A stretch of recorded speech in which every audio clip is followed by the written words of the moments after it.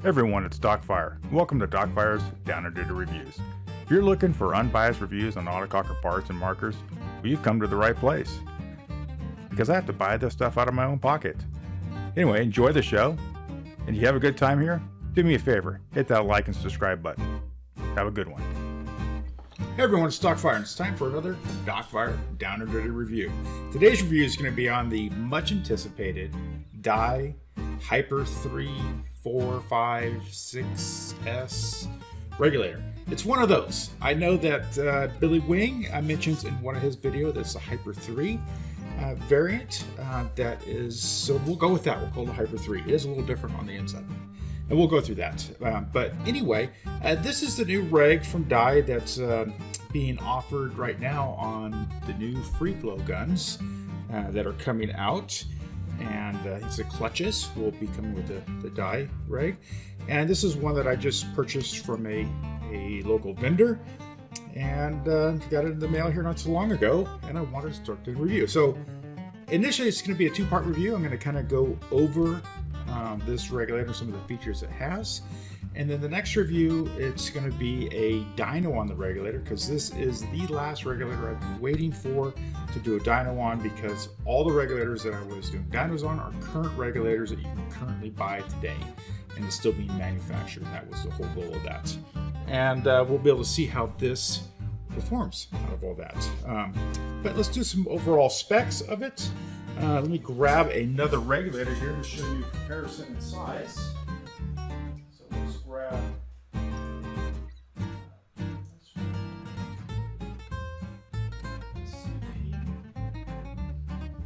So two regulators here we can grab. Sorry about that. Grab a couple of regulars. And so this is an Inception design. This is like a Gen 2 Inception designs. And this is a CP. And I grabbed these because they're all moving base regulators and they're all about the same size. And so the Inception and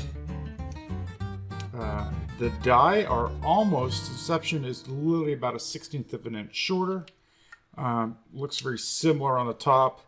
The angled part here, the angle on the Inception is much greater, so this actually points down further. It's not much greater, but it's greater than the Dye, and the Dye sticks up a little bit higher. So that may help with some folks out there that have maybe a tight clearance, a really short tube, and where their output on their ASA on-off makes it a tight run. It may help or hinder, but it's just a little different on that.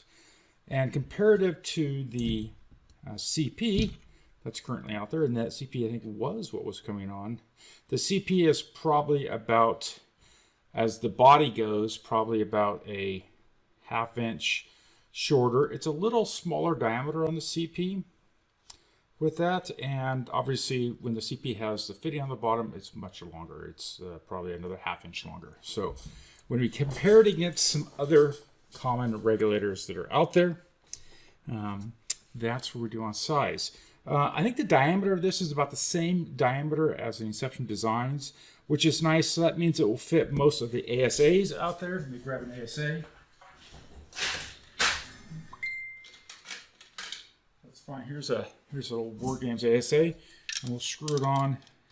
So it's obviously a little bit smaller than the War Games, and probably right on money for like an Inception Designs. That's the same. Like an Inception Designs or a lot of other different stuff out there. You hear my cell phone ding in the background. Sorry about that, but it is the same diameter as like the Inception Designs, and so it should fit the same, look the same on different ASAs that are out there. So real quick, the output pressure, and this is where it gets interesting. And it's kind of delayed me doing this video, is the output pressure when I got this regulator was 0 to 250 PSI. And I thought something was screwed because I know Free Flow uses it. I know they're usually around above 300 on where they initially set their regulators. And I reached out to Dye and talked to the Dye techs. It's such a new product for them in a lot of ways that they they had to do a little research, and they found out that the ones that went out to your vendors, maybe, I don't know if all of them, or maybe just at least the one that I got, they may have fixed this, went out as the low pressure variant of it, which is a 0 to 250 psi range. And how do you know if you have a low pressure? Well, you can max out at only 250 psi, or right around there. Or if you take it apart and you look at the shim stack in here, the Belleville springs. If you look at the Belleville springs, you see how many springs you have. If you have 13 Belleville springs, that means you have a low pressure version on it. If you have 16 springs, that means you have a high pressure or mid pressure, whichever way you want to look at it. And so this one has 13 springs, or had. And I reached out to Dye. They were very helpful. They came and they basically said, hey, look at, it's a manufacturing error. The regulator still functions fine. And I go, yes. And we will get out to you immediately some extra Belleville springs, which they did. They came in today, which is nice. And I installed them per their instructions. And this reg now sits between about a 150 at the low end to about 600 or 700 psi. I just stopped kind of pulling out undoing the thing, or winding out the adjuster, because that was more than what I needed for my markers. I need something in that 250 to 400 range, give or take, is what I kind of look for in that range. So I know that you could probably adjust the lower end of that if you needed to, but why would you? I mean, the easiest way to do it is just to remove the springs out of the 16, remove 3 springs and bring it down to a low pressure regulator, and it would function fine on your lower pressure markers. So if you did get one of these and it is a lower pressure version, you need a higher pressure, then contact Dye, and I'm sure they will get right back to you and help you out with getting the correct number of springs sent out to you. For the Dye, or not the Dye, for the free flow regulators are sent out to free flow. It's my understanding, is what the Dye folks told me, is that they haven't had any issues with free flow, so it probably went with 16 springs for free flow. I'm sure free flow would have said something. And so if you're getting a free flow gun that has a new Dye reg on it, it should be fine, because it's coming detected and tuned from free flow. But anyway, let's kind of go through some of the other features on this. So let me get this up closer to the camera as everything is focusing in. I got to get my light to come up just a little higher. Hold on. There we go. So we can kind of look at it. It's got 2 rubber collars, and one of the things that I like about this compared to their old regs, and I've always liked Dye regs in their performance wise, but I never really liked all the rubber on it, and it just wasn't my style. For some people, it's their style. It just wasn't my style. And they did continue with a rubber theme, but not as much. And so this is a rubber sleeve here. So if I can, this one should be pretty easy to take it off, because I've taken it off multiple times. You see it is recessed underneath there. And then obviously this lower one can come off, and let's just take these off, because we can look at everything while it's off. There we go. Here's the lower one. And so these are replaceable, I'm sure, from Dye if they get gummed up. And they feel like a quality rubber. They don't feel cheap. They don't feel like, and I don't say cheap, I kind of like the old Dye sticky grips.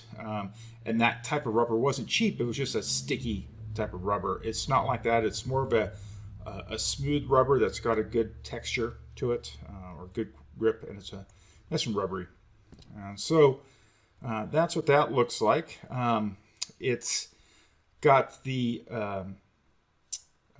1/4-inch push connect fitting, is a round barrel style that doesn't have the hexagon, so you have to use a Allen key to remove it. And so it's a nice, it's got a nice look to it. So you could put if some people wanted to get rid of the chrome, they could put a piece of shrink fit tubing over this, or shrink fit wire stuff, and then shrink fit some whatever color black or whatever they wanted on it. So let's go through kind of some of the features. It needs a 3/16 Allen to adjust the adjuster on the bottom. And the nice thing about the adjuster, it's got a stop all the way in. You feel a solid stop, and then it's got a solid stop all the way out at the bottom of the regulator. So when you screw it out, it increases the pressure. If you screw it in, it decreases the pressure. So it's got a solid stop on that. The bottom of the cap is hexed. So this is a cap on the bottom, and it is a 5/16 Allen that takes your lower cap off, and this allows you to access get this off without chipping the O-rings. The collar, you know, tearing it down this far probably isn't a big, you probably wouldn't do it, but it allows you to access that. The one thing I did notice, and Di, you may want to look at this for your manufacturing, is the inside edges on the inside of this. I don't know if I can get up here, get the camera to focus on the inside there. There's a sharp edge, and you can clip these O-rings if you're not careful. So I'm just really careful on really kind of lining it up correctly and getting it on there. And then let's pull out the adjuster. And so basically this is the whole adjuster. And what's neat about, let's get up there. What's neat about this one, you see, it doesn't look like a Hyper 3. It actually looks like the Hyper 6S adjusters that are in the newer markers, the internal regulated markers. And basically, to get your reg seat out, you unscrew this, right? And your reg seat will stay in the top. You just kind of push it out with a soft, you know, Q-tip or something like that. You can invert the same reg seat, but it has a hole in this reg seat. And it has a hole, if I can get everything to focus up here, looks like it's because it has a relief valve, and we'll go through that here in a second. Or actually, we'll talk about the relief valve here in a sec, right now. So that's the big difference. They made this with the reg seat with the hole. So when you degas your marker, it will not hold a shot in the regulator. The regulator should degas too. And I say should degas, okay?